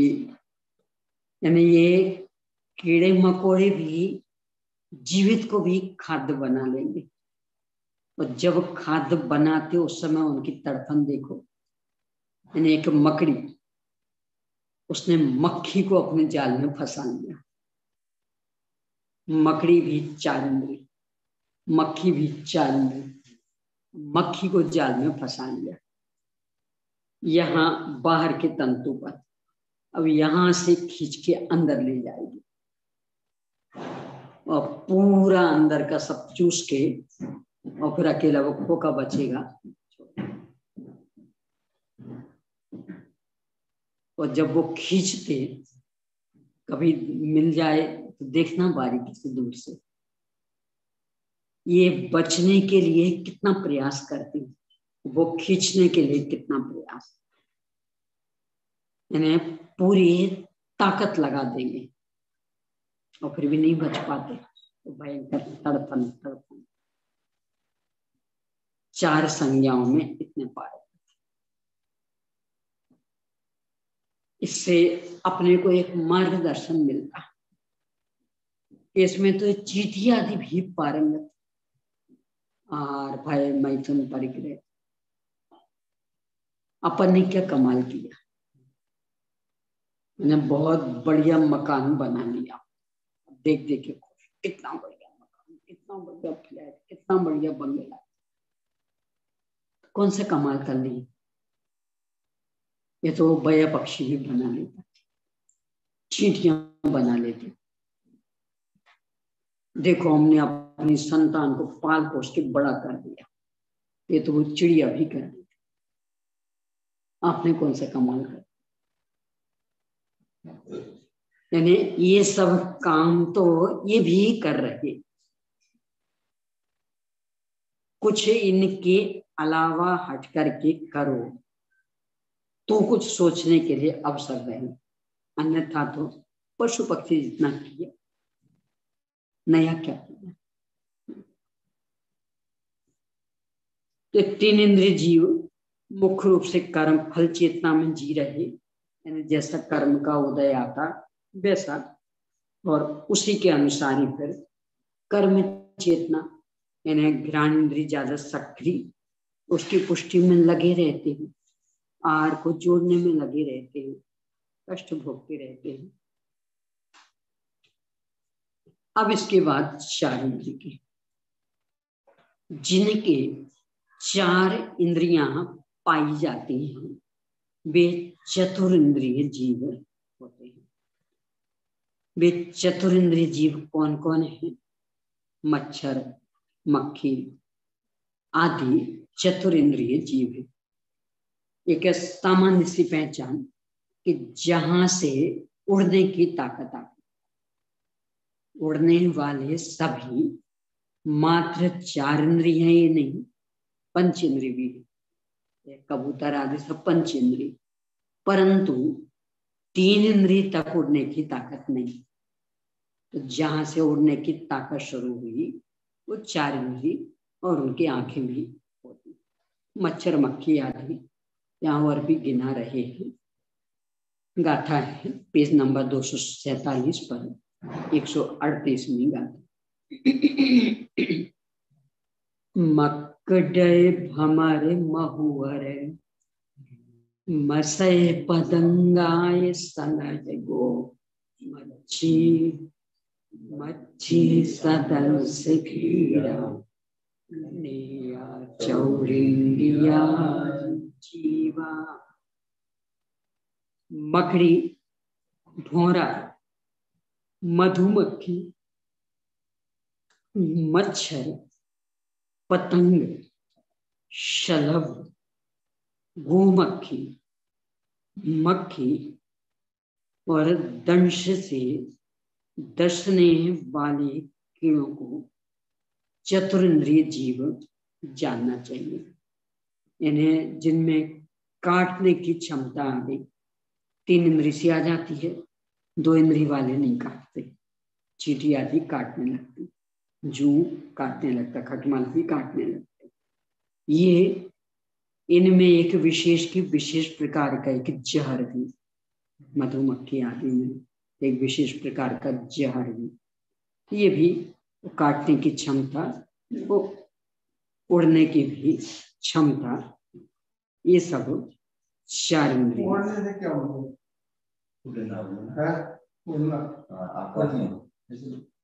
जैसे मक्खी मच्छर उड़ते ना, मक्खी मच्छर जो है वो उड़ना। वे चार इंद्रियां कौन कौन है? क्रमशः स्पर्शन, रसना, घ्राण और चक्षु, ये चार इंद्रियां, ये सभी सम्मोचन, यहाँ तक के जीव नियम से सम्मोचन, चार इंद्रिय तक के।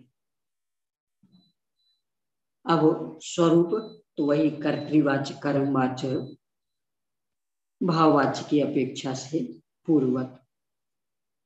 इसमें से स्पर्शन, रसना और घ्राण के लक्षण कहे आए हैं। लक्षण मतलब उसको निमित्त बताए थे, और स्पर्शन से छूने की क्षमता, रसना से चखने वाला और घ्राण से सूंघने वाला। ऐसे अब चक्षु इंद्रिय का स्वरूप कहते हैं, वह इस प्रकार है। चक्षु इंद्रिय करण साधन है, यानी जिसके द्वारा रूप रंग जाने जाते, देखे जाते, क्योंकि उसकी पारतंत्र विवक्षा है। करण साधन जिसके द्वारा जाना जाए, ये पराधीनता। जिस समय आत्मा की स्वतंत्र विवक्षा होती है, यानी कर्तृवाच्य, उस समय लोक में इंद्रियों की पारतंत्र विवक्षा देखी जाती है। यानी आत्मा स्वयं जानने वाला ये तो स्वतंत्र, और इंद्रियों द्वारा तो इंद्रियों की पारतंत्र विवक्षा। जैसे इस चक्षु से अच्छी तरह देखता हूं, चक्षु से यानी ये साधन हो गई, यानी कि पारतंत्र विवक्षा। इस कान से अच्छी तरह सुनता हूं, सुनने वाला अलग, और किससे? एक कान से। एक कान करण कारक में एक पारतंत्र विवक्षा। इसलिए वीर्यांतराय और चक्षु इंद्रियावरण के क्षय उपशम और अंगोपांग नाम कर्म के उदय के लाभ से चक्षी, जो कॉमन जैसा हो गया, कॉमन नहीं हलंत, सेमी कॉमा हो गया तो सेमी कॉमा ही हलंत, ग हलंत। चक्षिण धातु अनेकार्थक होने से यहाँ पर दर्शन रूप अर्थ की विवक्षा होने पर जिसके द्वारा पदार्थों को देखता है वह चक्षु है। ये कर्मवाच्य में, करण साधन में क्या कहा? यहाँ मूल धातु चक्षि, इससे बनता है रूप। तो क्या क्या निमित्त बनेंगे? चक्षु इंद्रियावरण, मति, श्रुत संबंधी आवरण कर्म और वीर्यांतराय, और इसके साथ ही दर्शनावरण में यहाँ दोनों आ जाएंगे, चक्षु दर्शनावरण और अचक्षु दर्शनावरण। इतने कर्मों का तो छह उपशम, छह उपशम के अनुसार जानने देखने की अपनी शक्ति व्यक्त होगी, वह कहलाएगी भावेंद्री। और द्रव्येंद्र की रचना में अंगोपांग नाम कर्म का उदय, चार इंद्रिय जाति नाम कर्म का उदय, ये मुख्य और उनके अविनाभावी और सब भी, इनसे जो रचना होगी वो द्रव्येंद्री और दोनों मिलकर के एक नाम इंद्रिय। तो चक्षिण धातु का वैसे तो अनेक अनेक अर्थों में प्रयोग है, यहाँ लेना उसका दर्शन रूप अर्थ, यानी देखना। तो जिसके द्वारा पदार्थों को देखता है वह चक्षु है। तथा स्वातंत्र विवक्षा में चक्षु इंद्री के कर्तृ साधन भी होता है, यानी कर्तृवाच्य। क्योंकि इंद्रियों की लोक में स्वतंत्र विवक्षा भी देखी जाती है। जैसे मेरी यह आंख अच्छी तरह देखती है, यह मेरा कान अच्छी तरह सुनता है, इसलिए पहले कहे गए हेतुओं के मिलने पर जो देखती है उसे चक्षु इंद्रिय कहते हैं। इन्हें कर्मवाच्य मतलब करण कारक की अपेक्षा से उसे कहेंगे पारतंत्र विवक्षा। और कर्तृवाच्य यानी कर्ता की मुख्यता से उसे कहेंगे स्वातंत्र विवक्षा। तो ये दोनों प्रकार के प्रयोग कर्मवाच्य में द्रव्य इंद्रिय नहीं, दोनों में आएंगे। कर्मवाच्य में भी द्रव्येंद्रिय भावेंद्रिय और कर्तृवाच्य में भी द्रव्येंद्रिय भावेंद्रिय। अंतर क्या पड़ा कि जहां साधन के रूप में देखेंगे तो कर्मवाच्य, तो जहां कर्ता के रूप में देखेंगे तो कर्तृवाच्य। क्योंकि जानने का काम तो भावेंद्रिय कर रही है और द्रव्येंद्रिय उसमें निमित्त, वो तो दोनों में भी। किस अपेक्षा से? किस अपेक्षा मतलब तो भावेंद्रिय ये तो कर्म आता है। हाँ, तो यहाँ जैसे कर्तृ साधन और कर्म साधन के रूप में थोड़ा सा इसमें भावेंद्रिय कैसे बना? मैंने ज्ञान के द्वारा रंग देखा। ज्ञान के द्वारा भावेंद्रिय। हाँ, रंग देखा नहीं, रंग देखा ये तो कर्म हुआ, रंग हाँ। देखा क्रिया। तो ज्ञान के द्वारा रंग देखा। अब कौन सा ज्ञान? चक्षु इंद्रिय संबंधी ज्ञान, ये हो गई पारतंत्र विवक्षा। और मेरा ज्ञान रंग को देखता है। भावेंद्रिय तो दोनों में है, पर यहाँ कर्तृवाच्य यानी ज्ञान स्वयं कर्ता हो गया। मेरा ज्ञान देखता है, वहां मैंने ज्ञान के द्वारा देखा। द्रव्येंद्रिय भावेंद्रिय तो दोनों एक साथ चलेंगे। जानने का काम भावेंद्रिय करेगी और उसकी सहायक निमित्त रूप द्रव्येंद्रिय रहेगी। तो वे तो दोनों में एक सी। अब आप साधन के रूप में देख रहे हैं कि कर्ता के रूप में देख रहे हैं, इसकी अपेक्षा अंतर पड़ेगा।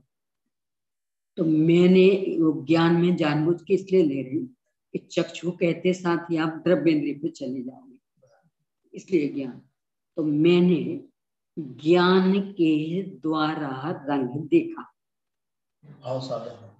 अब इसको आप इंद्रिय में लें तो मैंने भाव चक्षु के द्वारा रंग देखा। ज्ञान के स्थान पर भावेंद्रिय रख दीजिए, तो ये तो हो जाएगा कर्मवाच्य यानी करण साधन। और मेरा ज्ञान रंग को देखता है, मेरी भाव चक्षु इंद्रिय रंग को देखती है। एक कर्तृवाच्य या कर्ता साधन। और देखना मात्र ये भाववाच्य भाव साधन। यानी जानने का काम तो इन सब में भावेंद्रिय वाला आत्मा कर रहा, द्रव्येंद्रिय मात्र उसमें निमित्त है। अब उस जानने के कार्य को दो तरह से प्रतिपादित करेंगे, एक साधन के रूप में और एक कर्ता के रूप में। तो ज्ञान के द्वारा जाना ये साधन के रूप में, और ज्ञान ने जाना ये कर्ता के रूप में, इतना सा अंतर। इसलिए पहले कहे गए हेतुओं के मिलने पर जो देखती है उसे चक्षु इंद्रिय कहते हैं। पहले कही गई यानी वीर्यांतरय कर्म का 6 ऑप्शन, चक्षु इंद्रिय संबंधी मति ज्ञानावरण, श्रुति ज्ञानावरण, चक्षु दर्शनावरण और शेष का भी 1 इंद्रिय 2 इंद्रिय 3 इंद्रिय का 3 इंद्रिय मति श्रुति ज्ञानावरण का और अचक्षु दर्शनावरण, इतने का तो 6 ऑप्शन। इस 6 ऑप्शन के निमित्तता में अपना जो ज्ञान दर्शन प्रगटा उघड़ा व्यक्त हुआ उसका नाम तो भावेंद्रिय। और अंगोपांग नाम कर्म, 4 इंद्रिय जाति नाम कर्म, इनके उदय में द्रव्येंद्रिय रूप ये आंख की रचना, ये द्रव्येंद्रिय। जब जानने का काम होगा तो भावेंद्रिय जानेगी द्रव्येंद्रिय की निमित्तता से, दोनों का एक नाम होगा इंद्रिय ज्ञान।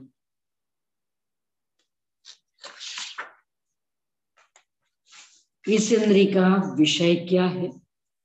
वर्ण इस इंद्रिय का विषय, रूप रंग आकार प्रकार ये सब।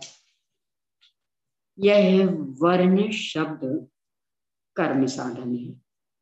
जैसे अब वही एक की टीका, किसी एक इंद्रिय की टीका पूरी अच्छे से समझ ली, बाकी मात वस्तु इंद्रिय वाले शब्द बदलने, शेष वाक्य पूरे यथावत रहेंगे।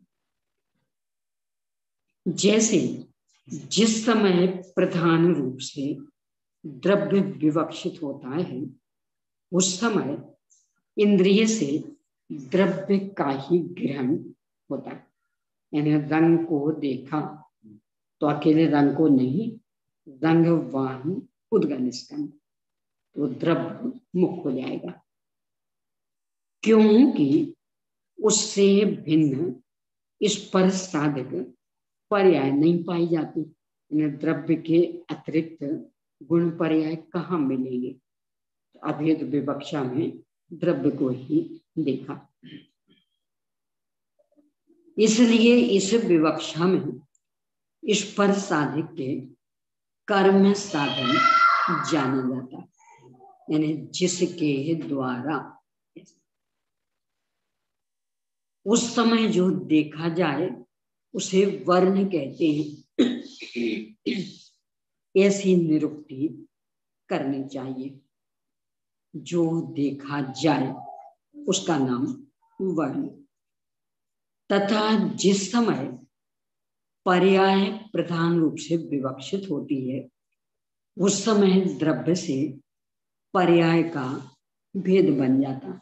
यानी अभेद विवक्षा में गुण की मुख्यता से द्रव्य को देखा, पर्याय की मुख्यता से भी द्रव्य को देखा, तो पूरे द्रव्य का नाम ही वर्ण पड़ गया। और भेद विवक्षा में जिस समय पर्याय प्रधान रूप से विवक्षित होती है उस समय द्रव्य से पर्याय का भेद बन जाता है। इसलिए उदासीन रूप से अवस्थित जो भाव है उसी का कथन किया जाता है। अब ये पुनः एक बार दोहरा लें उसी विषय को। उदासीन रूप से अवस्थित, यानी उस उद्गल में सारे गुण सारी पर्याय एक जैसी हैसियत से विद्यमान। कोई कम ताकत वाली, कोई ज्यादा ताकत वाली शक्ति ऐसा नहीं है, सब एक जैसी सामर्थ्य वाले। तथापि हम अपने प्रयोजन वश किसी एक को मुक्त करके करेंगे। तो पदार्थ में तो बेसव उदासीन रूप में विद्यमान, यानी एक जैसी हैसियत में विद्यमान, हम अपने प्रयोजन वश किसी को मुक्त किसी को गौण करके कहते, तो पदार्थ की उनकी स्थिति बताने के लिए उदासीन रूप से अवस्थित इस वाक्य का प्रयोग कर रहे हैं। तो उदासीन रूप से अवस्थित जो भाव है उसी का कथन किया जाता है। न भाव सब एक से अवस्थित अपना प्रयोजन किससे, उसकी मुख्यता से द्रव्य का कथन करते हैं। अतएव स्पर्श साधिक के भाव साधन भी बन जाता है। इन्हें देखना मात्र,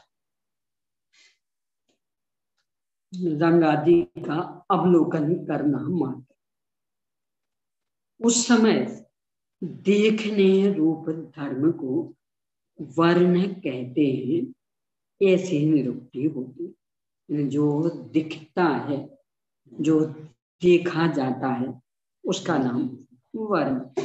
और यहाँ वर्ण मतलब अकेला वर्ण भी, रंग रूप अनेक अनेक प्रकार के आकार आदि, यानी आंखों का समग्र विषय, रूप भी है, रंग भी है, अनेक अनेक प्रकार के आकार, लंबाई चौड़ाई आदि, ये सब आंख के विषय, उन सबको यहाँ आंख का ज्ञेय समझना। इन चारों इंद्रियों की उत्पत्ति किस कारण से होती, तो वही जो पहले आ चुका, उसे पुनः दोहरा रहे। वीर्यांतराय और स्पर्श रसना ज्ञान तथा चक्षु इंद्रिया वर्ण कर्म के 6 उपशम।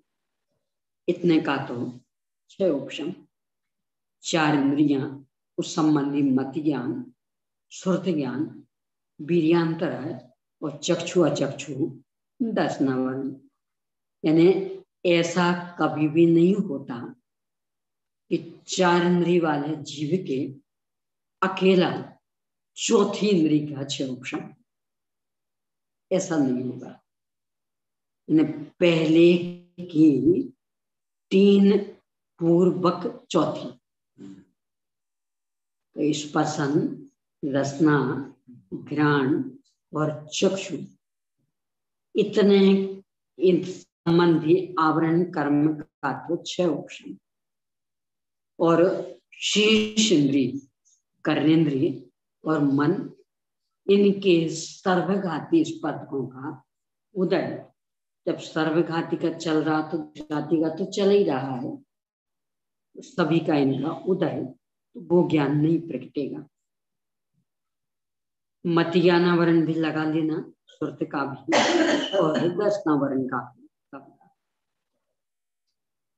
अंगोपांग नाम कर्म के उदय का आलंबन और चतुरिद्रीय जाति नाम कर्म के उदय की वशवर्तिता के होने पर 4 इंद्रियों की उत्पत्ति होती। द्रव्येंद्र की रचना में अंगोपांग नाम कर्म का उदय मुख्य और 4 इंद्रिय जाति नाम कर्म का उदय मुख्य, यानी अंतर पड़ेगा इनसे।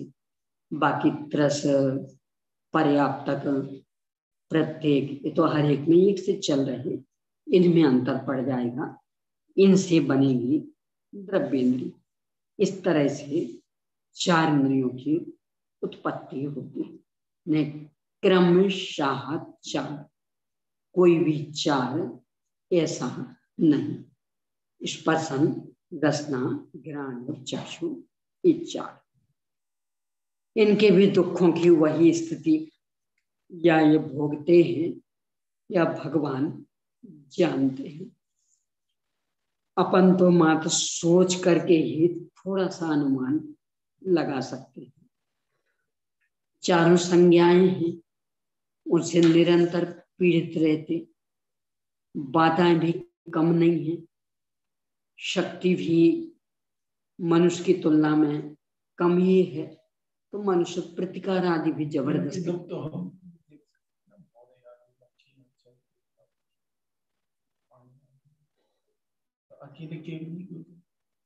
अकेले असली दुख वो जो अपन देख रहे हैं वो असली है, पर्याय बहुत औपचारिक।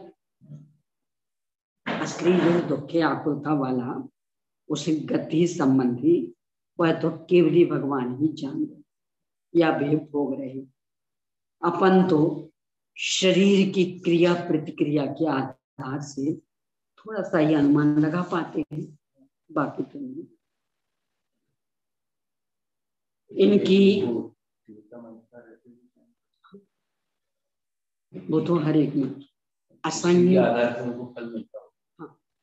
असंख्यात लोक प्रमाण भेद बन जाते। जैसी तीव्रता मंद था वैसा वर्तमान में भी वेदन और कर्म का निमित्त भी उसी अनुसार रहेगा, आगामी काल में भी उसी प्रकार का वेदन। यहाँ नेत्र इंद्रिय ज्यादा चतुर हुआ।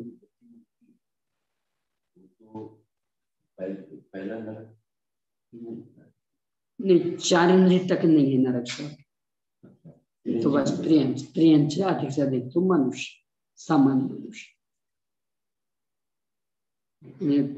एक इंद्रिय से 4 इंद्रिय तक के बस त्रियंच मनुष्य। असैन्य पंच इंद्रिय पहले नरक में है 10,